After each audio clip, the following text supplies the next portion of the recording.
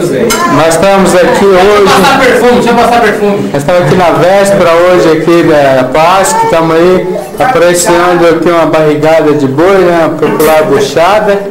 Aí nós temos aí, olha, o pessoal que está comendo aí. Olha a Emily com a tia. Ei! Nadiazinha! Olha, viu? Dá um beijinho, vai. Ei! Chega um beijinho, senhor.